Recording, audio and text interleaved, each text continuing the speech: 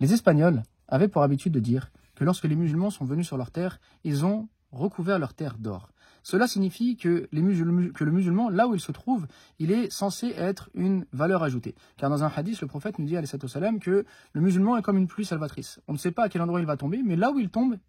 là où va tomber donc cette pluie, elle va être utile. Et donc là où le musulman se trouve, il se doit d'être utile. Or aujourd'hui, si l'on observe les médias, si on observe les problèmes politiques qu'il y a dans différents pays, et en particulier dans le nôtre, eh bien on voit qu'il y a une crispation autour de l'islam et des musulmans. On fait passer les musulmans pour ceux qui ne sont pas. On prend des faits divers et on les grossit afin de laisser penser que tous les musulmans seraient comme telle ou telle personne. Et finalement, ça crée donc de la suspicion entre les gens. Et par conséquence, eh bien, une partie d'entre nous vont se recroqueviller sur eux-mêmes et donc ne plus être cette pluie salvatrice qui est utile là où elle tombe, et d'autres vont avoir honte de ce qu'ils sont et rejeter leur patrimoine. Or, il est intéressant de s'intéresser à l'histoire, de revenir en arrière afin de comprendre qu'est-ce que l'islam. Pas uniquement en tant que religion dont on connaît les principes, les 5 piliers de l'islam, les 6 piliers de la foi, mais l'islam en tant que civilisation. C'est-à-dire qu'est-ce que cette foi a produit dans l'histoire humaine. Et lorsqu'on s'intéresse justement à la civilisation humaine, on va se rendre compte que l'islam a apporté quelque chose d'extraordinaire. La première chose qu'il a apporté, c'est de confirmer et de raffermir le monothéisme en poussant les gens vers l'adoration d'un Dieu unique et en nettoyant toutes les fausses croyances, toutes les adorations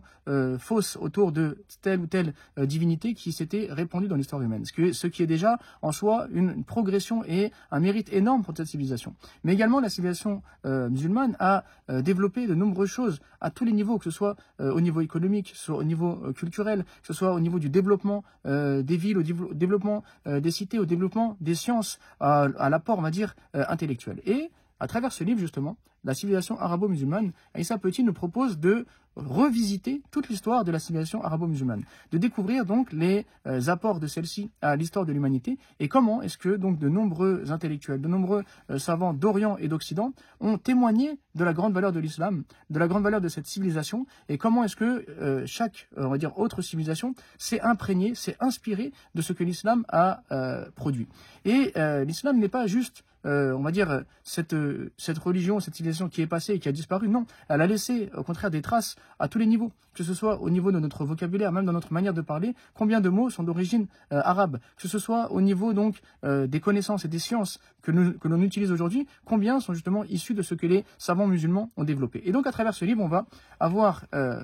donc un aperçu général donc de l'histoire de la civilisation arabo-musulmane et de ses apports à l'humanité, mais également par exemple un dictionnaire avec certains mots qui vont nous renvoyer à cet héritage. Par exemple, qui savait que le mot, par exemple, douane vient de diwan, que le mot algorithme vient de el-khawarizm, etc. Donc en fait, on va vraiment être surpris et surtout fier de ce patrimoine. Et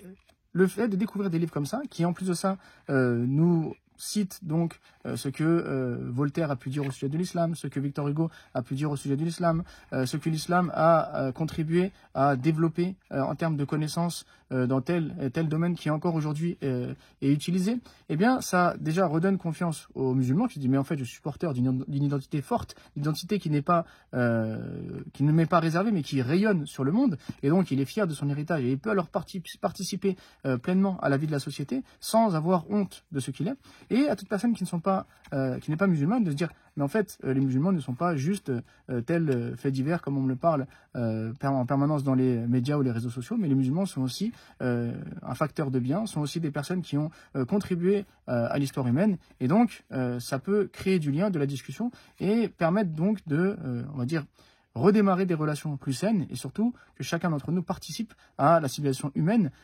qui n'est pas réservée à tel et tel groupe sociaux, tel ou tel groupe politique, mais qui est réservée aux êtres humains dans leur ensemble, puisque nous sommes tous des enfants d'Adam, nous avons tous un rôle à jouer sur la terre, et l'islam en tant que religion révélée a justement cette ambition d'apporter le bien à l'autre. C'est pour ça que Malek Ben Nabi, en parlant du rôle du musulman, il expliquait qu'il doit être un témoin, donc témoin de cette vérité qu'il porte, et un acteur dans le sens que les principes qu'il possède doivent être mis en application dans la société. Et c'est pour cela donc que l'islam n'est pas resté une simple religion individuelle que les gens pratiquaient donc dans leur intimité, mais a été une civilisation qui a bouleversé le monde, qui a bouleversé l'histoire, et à travers type de livre, eh bien, on peut découvrir l'ampleur de ce que l'islam et les musulmans ont apporté à l'humanité.